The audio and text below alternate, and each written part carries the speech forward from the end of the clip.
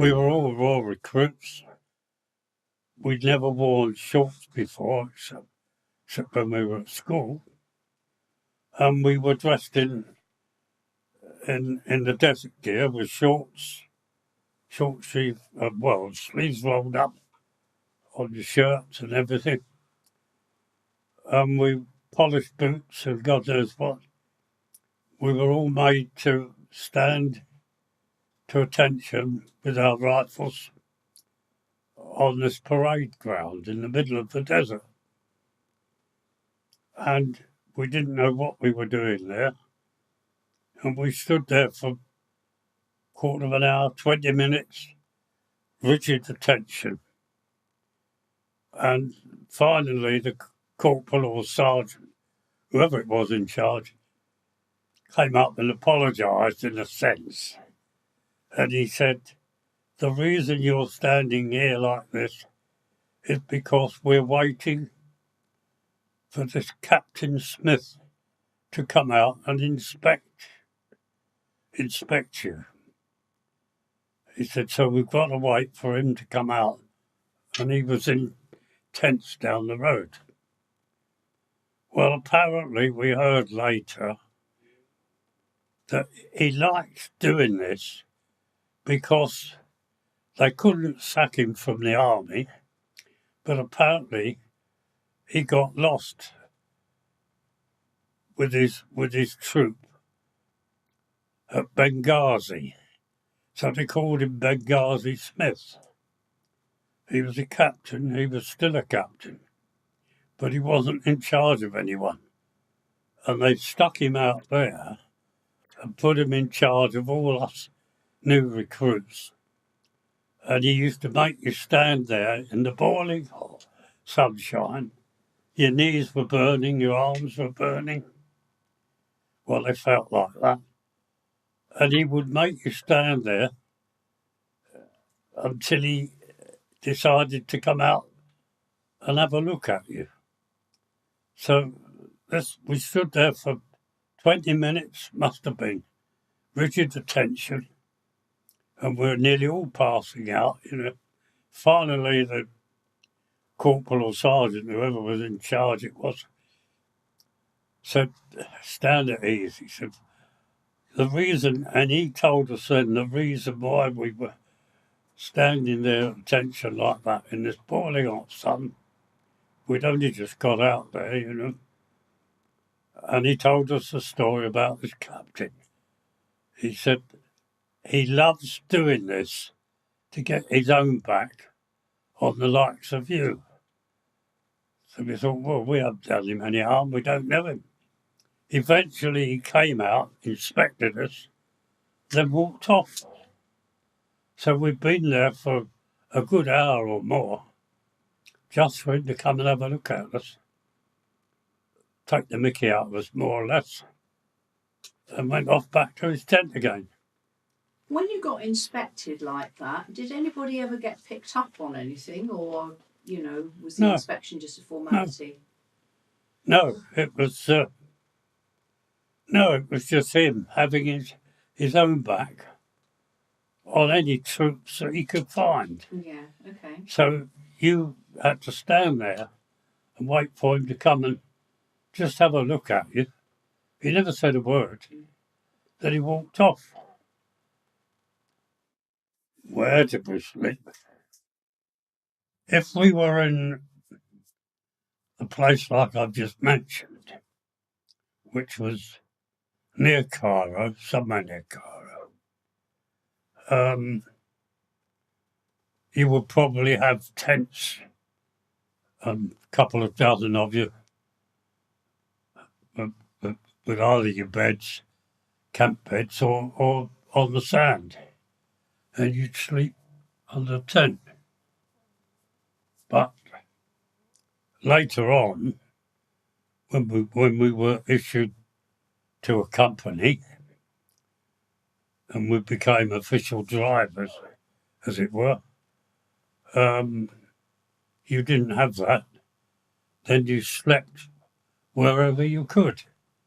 You either made your bed and rolled it up on the sand and slept on the sand, and you kept yourself covered over completely if you could, because you would have, at night time, there would be little snakes crawling about, desert rats would come out, and scorpions, and you had to watch scorpions because you put your ground sheet down on the sand, then you made your blanket bed on the top of that. When you got up in the morning, if you picked your ground sheet up, you could have a dozen or more scorpions clinging to that. And if they ran up your arm or your legs and their tail came over, they could kill you, some of them. They could certainly wound you very badly. You'd have to go to hospital. You'd have to go and have it treated. So you didn't pick them up. You didn't roll your sheet up. You picked it up and shook it so that there was nothing on it. And we did have one young lad who came out to us. He hadn't been there as long as us and didn't know about this. And the lads were showing him what to do. They said, you don't roll your ground sheet up, you pick it up and shake it because they'll be clinging to it underneath. There could be 2 or 3 dozen of them all wriggling about they come up in the sand, your warmth of your body, and they come up and they wriggle about under the. And if you pick your ground sheet up or roll it up, then you get them up on your arms and God help you, you know. Well, they tried to tell this young lad, and he's nodding and saying yes, and he's half smiling and much to say, yeah, and the rest of it, you know. See, he simply knew it all. Well, I told him what to do, and they said, don't forget in the morning, do what we've told you to do. Well, of course, he didn't do it, did he? He rolled his ground sheet up. I went up his arms. He was screaming his head off. I stung him to bits. I carted him off to hospital. We never saw him again, so we don't know what happened to him. But we were issued with what they called bivouacs. What it meant was each driver had a half of a tent, sides of a tent in V shape.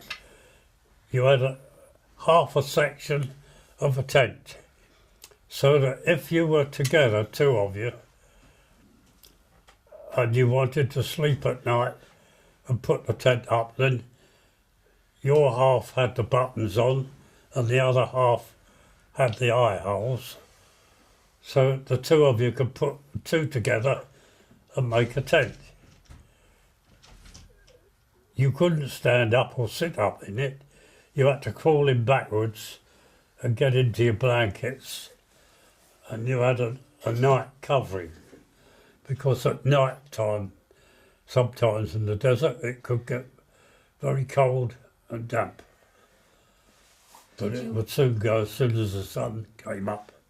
Well, first time we ever encountered a sandstorm, there was a whole gang of us, about 15 or 20 of us, I suppose, with our vehicles. We didn't know where we were. We were out in the middle of the desert somewhere. And I looked up this particular time. I looked behind us, and all I could see was this tall wall of sand coming towards us. It was a long way away, but I could see it was yellow, and it was like a wall of sand slowly moving towards us. And I said to the other drivers, I don't know what that is, but I've heard about this, but could it be a sandstorm? Because all we could see was this sand going up into the sky, and gradually coming towards us. And somebody said, "You're quite right, and we shall have to take cover, otherwise we shall be smothered. And we won't live through that if we do get smothered." So we had to get our blankets out and all sit in a circle with our backs to one another, wrap ourselves up in the blankets over our heads and everywhere else, and wait for it to hit us. And when a sandstorm hits you, the wind is howling because it's being blown towards you. The sand is being lifted up in the air, and that could be 50, 60 feet high or more. And this twice we've encountered this. And I could say at one time, one of them could have been 100 feet high. Just a solid wall of sand coming towards you. And the wind was behind it, blowing it towards you. And if you weren't covered over, even if you were covered over, you could still suffocate. And if you didn't cover yourself over, you were dead anyway, because it would just wipe you out. It would bury you. It buried our vehicles and everything else. So when it was all blown over and past, it could last for an hour or even 2 hours before it finally blew away and past you, and the sand had gone down the road. And then you had a job to dig your vehicles out and everything else. You were covered in it. So a sandstorm is not a very nice thing. It can kill you or bury you, whatever you like. So I think there was 2 sandstorms we were in during the time I was out there anyway. When I said before that they thought we had what do you call it? I've got lots of words now. Gone absent without leave. When they thought we'd absconded, because we were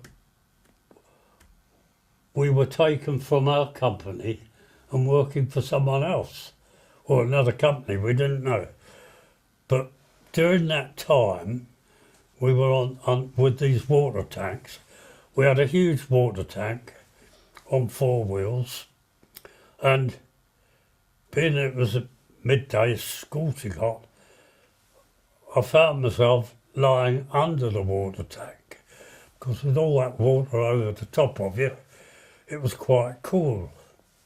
So I'm lying there on my back, quite enjoying a break.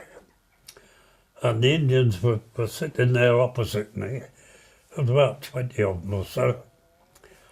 And I'd been there quite a few minutes or so when suddenly there was this Indian voice saying, "Don't move, Johnny, don't move, Johnny." He didn't know my name, but what he called us. And I sort of glanced around, moved my head on the sand, and when I looked, there was this tarantula spider coming towards me, as big as my hand, black.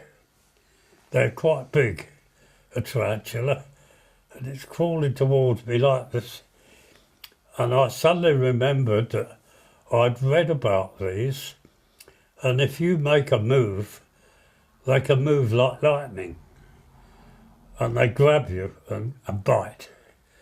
And some of them are poisonous. They could kill you. Well, this Indian didn't know my name, but he was calling me Johnny. "Don't move, Johnny," and he's running up behind it with his little spade. And just as it got to about a foot or foot and a half from my head, he chopped it in half. So he probably saved my life, I don't know. But he killed the spider anyway. It was the only time I ever saw one, but it was the size of my hand, black. And a black tarantula is poisonous, it could kill you. Well, the Indians that we were with at that particular time used to have a little 8x8, I suppose, flat tray. They would put it on the sand and mix up their flour and make bread just by the heat of the sun. That tray would be red hot. They didn't need a gas oven or anything. That's how they made the bread. It was quite nice too, because we had some. Well, one morning or one night, there were about a dozen of us, I suppose, and not that many. But we got right out in the desert. Got no idea what we were doing out there at the time. We parked out in the desert, or we got dumped in the desert. I can't remember whether we had vehicles or we were taken out there. And we had to sleep overnight. I can't remember what we were doing. But we slept overnight in these bivvies and so on, about a dozen of us. Then first light in the morning, none of us were hardly awake. There was a little voice saying, "Eggs of bread, eggs of bread, eggs of bread." I thought, what's that? Who can that be? We're in the middle of nowhere, you know. I got up and looked outside, and there's a little boy. He couldn't have been any older than 6 years old. 7 at most. They wore this, like they did in Egypt, this long cloak affair, and he had it held up, and in that cloak he had dozens of eggs. They were only little chickens' eggs, not as big as ours. Dozens of eggs. Didn't have any bread, but he used to say eggs for bread. Or eggs for bread, I don't know what it was. Anyway, we all had a few eggs from him, and then he disappeared just like that. We thought we must have been a vision, but it wasn't. Now, talking about visions, did you ever see a mirage or anything reflected that wasn't real? real? Yeah. Twice, I think. I saw 2 mirages, well, we all did. It was when we were out again, because you're miles out in the desert, you don't know where you are, you know. You looked around and sometimes you would see a convoy of lorries, like ours, moving along in the distance, but they were sort of floating in mid-air. And that was a vision of the actual thing. It was a reflection on the sky, or whatever it was. So that was an actual convoy somewhere, miles away. But the reflection, or the mirage of it, was what we could see. And I saw 2 or 3 of those, different times, different places. What was the quality of the sky like? You know, what was the difference between night and day out there in the desert? Well, the sky was brilliantly blue, but you couldn't look up at it because the sun lit the whole thing up. It wasn't just the sun you could see. The sun lit the whole sky. So you weren't supposed to look up at it. It was too dangerous for your eyesight. And then when it went down at night, it would slowly come down, always in the same place. And of course the desert was flat all the way round. There's no houses, nothing. It's just a line of where the sky meets the sand. And the sun would gradually come down and lower, and then all you would see in the evening was this massive great half an orange, as it were, on the skyline. Now, you couldn't have been that far from the sun because it was this massive great orange thing gradually sinking below the skyline. Yes. Was it cold at night?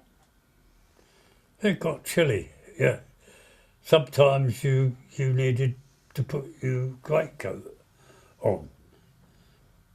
That's how I got sandfly fever, I suppose, if you were still about at night time. Because as soon as you didn't just go to bed as soon as it got dark. Sometimes you sat there and chatted and had a brew and a smoke. No, I didn't smoke when I first went into the army. And when we got out into the desert, they used to come round once in every 2 weeks and issue us with 2 round tins with a lid of cigarettes, 50 cigarettes in each tin. Well, I didn't smoke at the time and I didn't know what they were till I said, what are these? I said, oh, they're cigarettes. I said, well, I don't smoke. So I started issuing them out to all the gang, you know, all of us.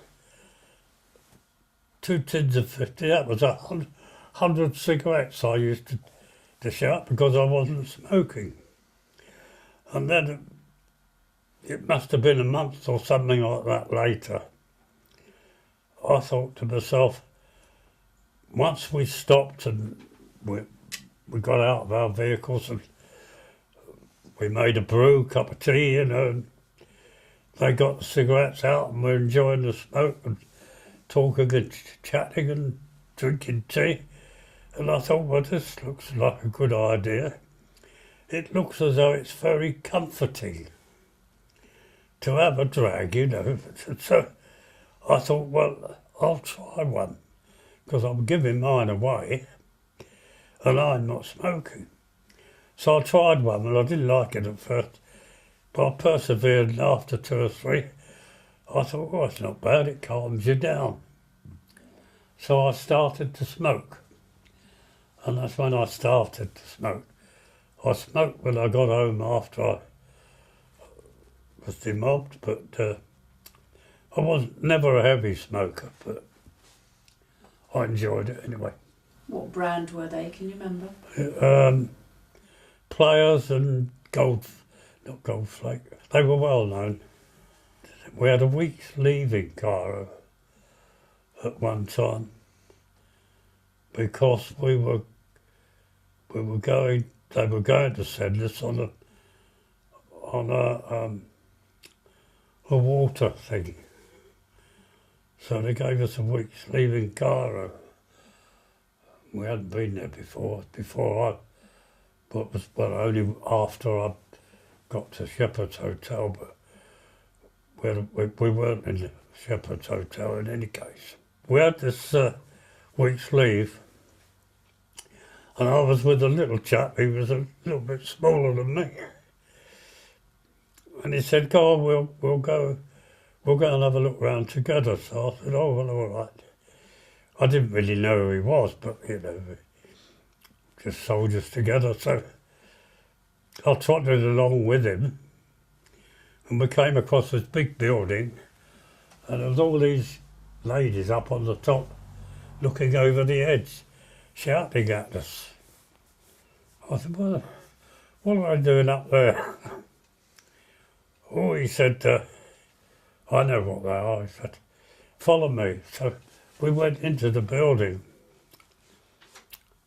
And as soon as we got into the building, there were bedrooms with the doors open, beds, and ladies sitting on the beds, beckoning, you know.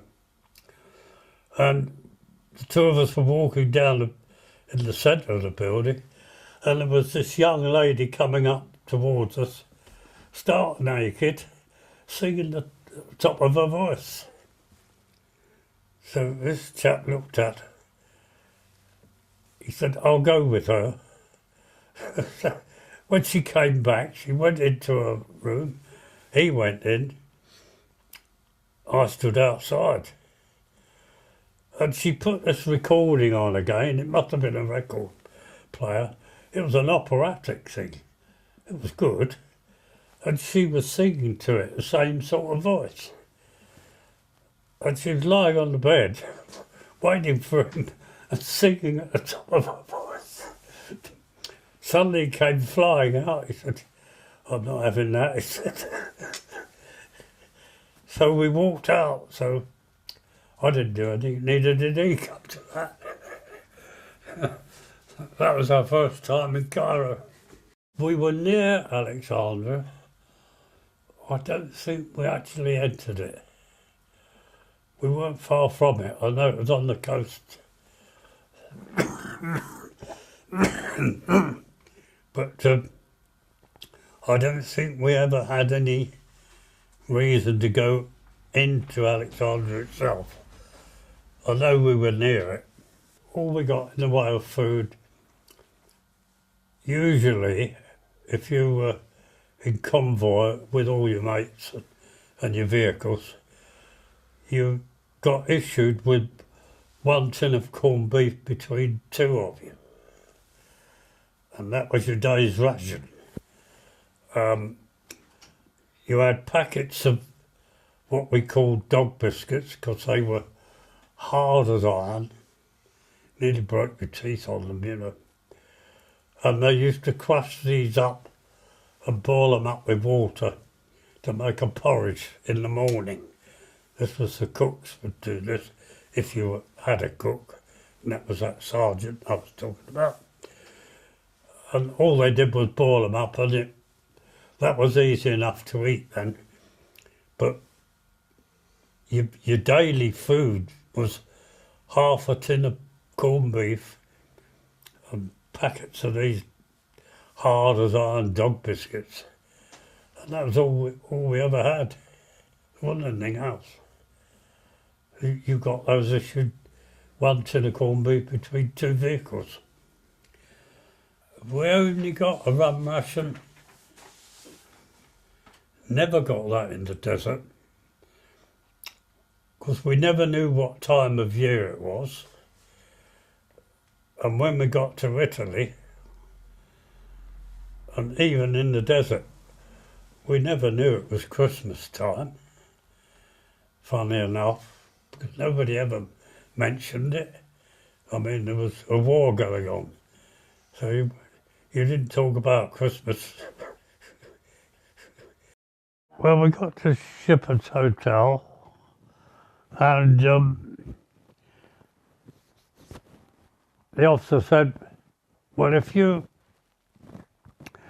take me up the steps, he said, park the jeep there, take me up the steps, take me inside, and someone will come and find me.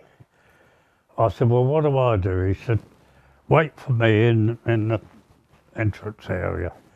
Well, it was a quite posh place with photographs and pictures all over the place. Lovely shiny floor. And I'm in shorts and desert boots and everything else. And just come out of the sand, as it were. So I'm standing there. Somebody came and took the officer in to this meeting. And I stood and wandered about looking at the photographs and everything that were on the walls. Huge place. And whilst I'm doing that, some young fella came out, saw me standing there looking at the pictures. Who are you? He said, what are you doing here? You've no right to be in here. And he was all dressed up in a posh shirt, this army uniform, but posh shiny shoes, and I'm in my desert gear, see. So who are you? He said, you've no right to be here. And what's that doing down there? I said, well, that's my jeep. I brought the officer in. I'm waiting for the officer. I was told to wait here. You're not allowed in here. He said, this is Army headquarters. I said, well, I know that. That's why I'm here. Anyway, I couldn't argue with him because I'd only been in the Army a few weeks. And if I'd have been a bit longer, I would have known a bit more about Army life, you know, but I didn't know much. So we were all youngsters and sort of hadn't been in it 5 minutes. So I couldn't argue with him. But later on, I would have told him where to go, you know, but I couldn't do that. So I moved the Jeep. When my officer came out, he couldn't find me. He walked down the road. What are you doing out here? So I told him. He said, he got no right to send you out. Well, I think he was just an officer's batman. He wasn't an officer or no stripes, pips or anything on him, you know. But I didn't know that at the time. Anyway, that was that. I took the officer back to our camp in the desert, and from there on, it was normal procedure. We were supplying water and for the troops and everything else, just going on and on and on. I was at the Battle of Alamein. I was 21. That was my birthday. I'd saved a large bottle of beer I managed to get hold of, and I said there was 2 other lads with me, and I said, well, I'll bury that in the sand and we'll have that tonight. Well, when I managed to dig it up, I took the cork out and it all disappeared. It was boiling. So we didn't have a drink or even a cup of tea for my birthday. And I was 21 at the Battle of Alamein. And Montgomery was just over the other side of us, over the far side. What do you mean he was over the far side? Well, he was commanding the troops over the other far side of where we were.